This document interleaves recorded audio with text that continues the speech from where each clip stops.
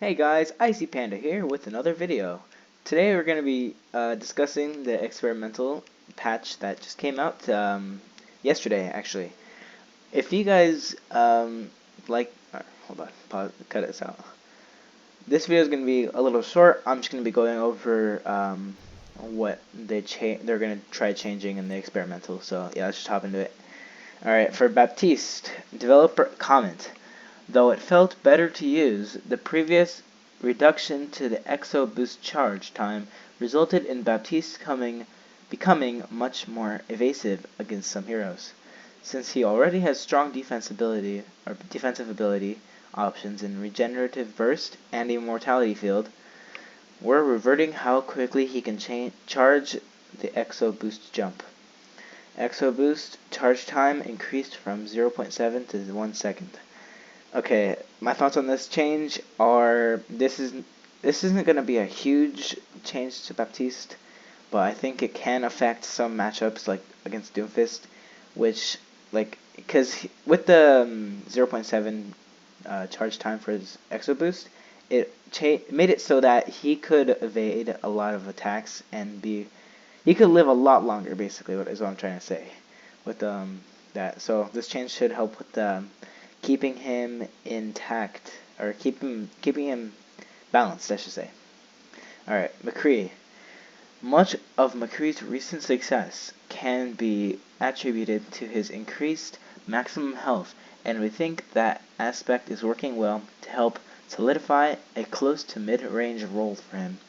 We're reverting the combat role distance and Peacekeeper reload times as they lead to longer distance flashbang initiations, and made the burst damage from Fan the Hammer less of a costly investment.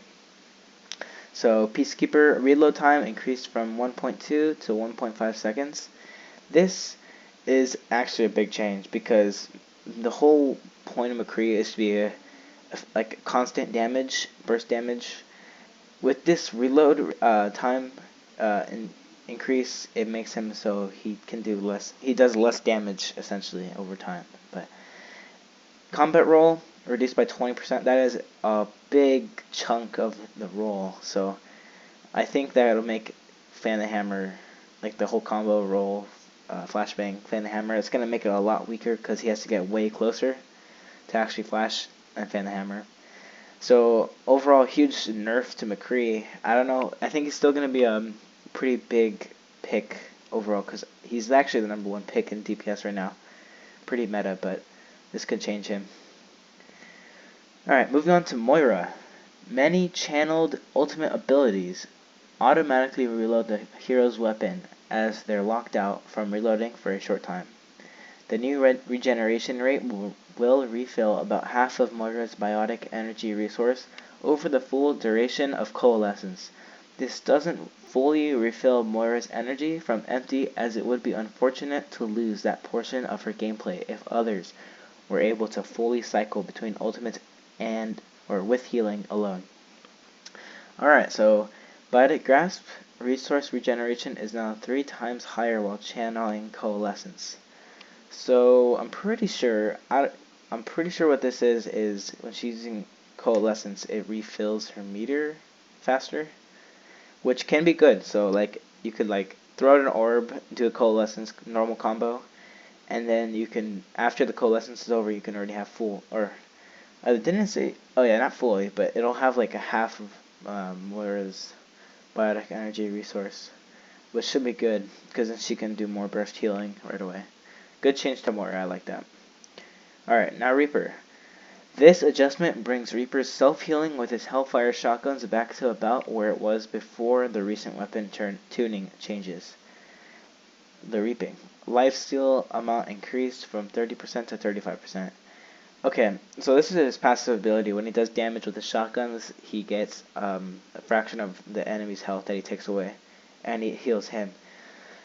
This change, I think, can be pretty big, because this is going to make Reaper way more difficult to kill. It's going to make him much tanky and like beefy, because this is going to make him have a lot more heals, depending on who he's shooting. Obviously, if he's shooting a tank, that's going to be a lot of heals coming towards him, just alone from his own healing.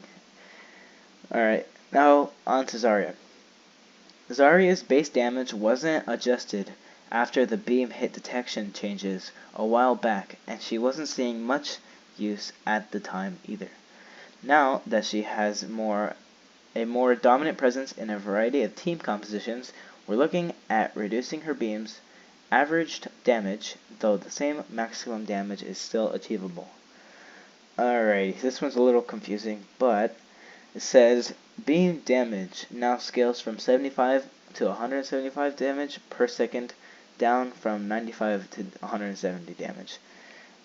Pretty much this saying that she's gonna have the same peak damage she can do, but the like the lower numbers of damage are gonna be much they're gonna do less damage, essentially. So she can still do the same amount of damage when she's at higher energy, but lower energy is gonna do less damage. So that's what I got from that. But overall, out of all these changes, I'm kind of liking these changes. It's definitely a good thing with Baptiste changing him because of his regen burst and immortality field.